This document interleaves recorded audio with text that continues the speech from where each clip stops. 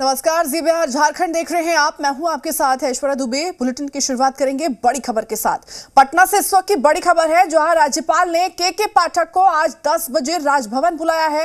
राज्यपाल के प्रधान सचिव ने के पाठक को पत्र भेजा है। राजभवन की बैठक में के पाठक नहीं हुए थे शामिल। 9 अप्रैल को कुलपतियों की राजभवन में बैठक हुई थी, जिसमें के पाठक शामिल नहीं हुए थे।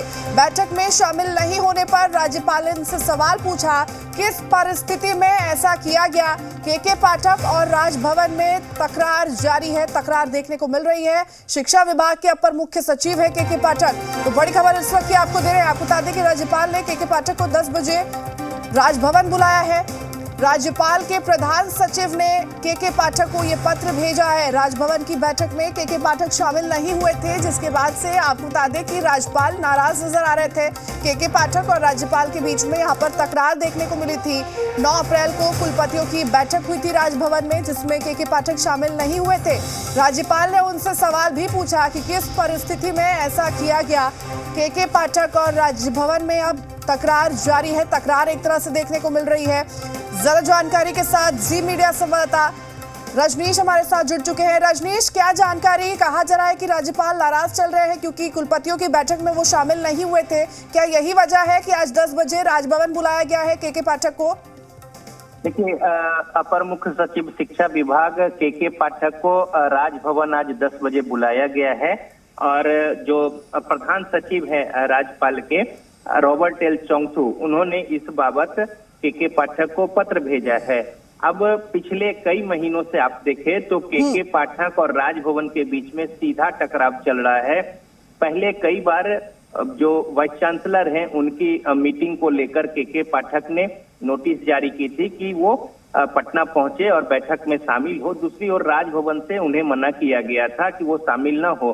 राजभवन से ये कहा जा रहा है कि के पाठक अपने अधिकार क्षेत्र का अतिक्रमण कर रहे हैं और उन्हें जो अधिकार नहीं है वैसे वो आदेश जारी कर रहे हैं। जबकि दूसरी ओर के पाठक जो है, अगर पिछले दिनों की बात करें 12 तारीख को 2 पन्नों का एक पत्र जो है वो राजभवन सचिवालय को भेजा और राज्यपाल के प्रधान सचिव रॉबर्ट एल चोंगथू को लिखे उस पत्र में कई बिंदु जो है वो शामिल किए हैं और साथ ही साथ आपत्ति जताई है और विभाग के कामकाज में दखल दे रहे हैं। राजभवन की ओर से दिया जा रहा है और हस्तक्षेप न करे विभाग के कार्य में राजभवन, इसको लेकर पत्र जो है वो लिखा गया और कई सारे सवाल जो है वो खड़े किए गए।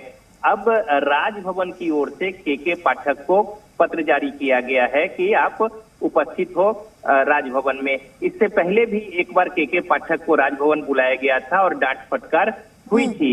अब 9 तारीख को वाइस चांसलर की मीटिंग थी और इस मीटिंग में राजभवन में के पाठक को भी बुलाया गया था, लेकिन के पाठक उपस्थित नहीं हुए थे और इसको लेकर राज्यपाल ने आपत्ति जताई है, खेद व्यक्त किया है और पूछा गया है कि किन परिस्थितियों में ऐसा किया गया। तो ये जो आपस का एक टकराव जो है, अब इसको लेकर कई सारी बातें जो है वो चल रही हैं और शिक्षा व्यवस्था को अगर आप देखें तो एक बेहतर जो माहौल होता है उसमें कहीं ना कहीं ये बाधक है कि एक बेहतर कोऑर्डिनेशन जो है, आपस में सामंजस्य, उसकी न सिर्फ कमी दिख रही है बल्कि एक दूसरे पर आरोप प्रत्यारोप जो है वो सार्वजनिक हो रहा है। अब के पाठक की ओर से ये कहा जा रहा है कि किस अधिकार क्षेत्र से राजभवन जो है वो प्राइमरी या फिर सेकेंडरी एजुकेशन के कामकाज में दखल दे रहे हैं। दूसरी ओर राजभवन ये कह रहा है कि जो विश्वविद्यालय है उसके कामकाज में हस्तक्षेप करने का अधिकार जो है वो नहीं है और लगातार के पाठक ऐसा कर रहे हैं।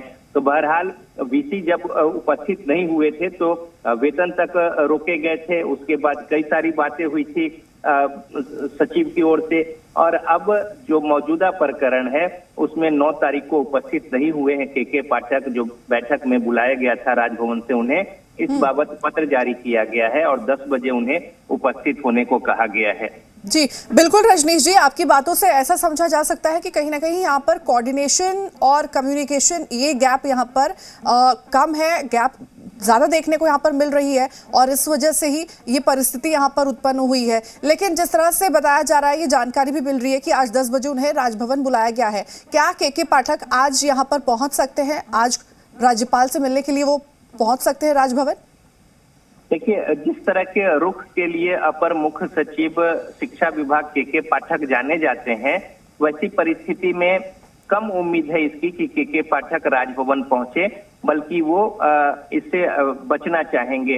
अब ये देखना है कि वो 10 बजे उपस्थित होते हैं या फिर नहीं होते हैं, लेकिन इतना जरूर है कि इस तरह के माहौल, आरोप प्रत्यारोप और जो लेटर एक दूसरे विभाग को भेजे जा रहे हैं, इससे एक जो अच्छा, एक जो स्वच्छ वातावरण और शिक्षा की बेहतरी के लिए मिलकर काम करने की जो बात होनी चाहिए थी, उसमें बाधा उत्पन्न तो हो ही रही है।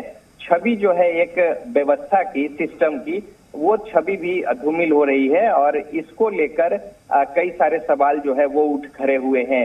चाहे वो प्रोफेसर जितने हैं उनके काम काज को लेकर हो, उन्हें क्लास कितने लेने हैं नहीं लेने हैं इसको लेकर हो, यूजीसी का रूल रेगुलेशन है, लेकिन राजभवन की ओर से यह कहा जा रहा है कि इसका अतिक्रमण करके और शिक्षा के जो अपर मुख्य सचिव है विभाग के, वो अपनी ओर से मनमानी कर रहे हैं। साथ ही साथ जिस तरीके से वो बैठक बुला रहे हैं, इसको लेकर भी उन्हें अधिकार नहीं है। तो अब लिहाजा राजभवन की ओर से अब उन्हें 10 बजे बुलाया गया है।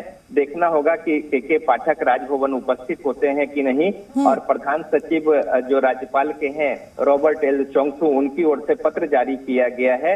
हालांकि कम उम्मीद है कि के पाठक इसमें उपस्थित होंगे, लेकिन 10 बजे तक का समय इंतजार करना। वो दूसरी महत्वपूर्ण बात है कि जो एबीवीपी है, जो छात्र संगठन है, उनके ओर से के पाठक के घर का घेराव का भी आज कार्यक्रम है 10 बजे।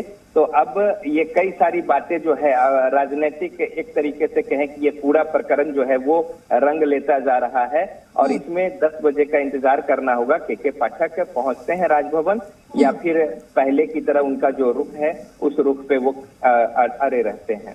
बिल्कुल, ये देखना महत्वपूर्ण बनता है कि आज के पाठक राजभवन पहुंचते हैं या नहीं पहुंचते हैं। और ऐसी तकरार से कहीं ना कहीं एक विभाग के साथ साथ राज्य की भी छवि धूमिल होती है। ठीक है रजनी जी, तमाम जानकारी साझा करने के लिए, जुड़ने के लिए आपका बहुत बहुत धन्यवाद। गिरिडीह में शहर के बस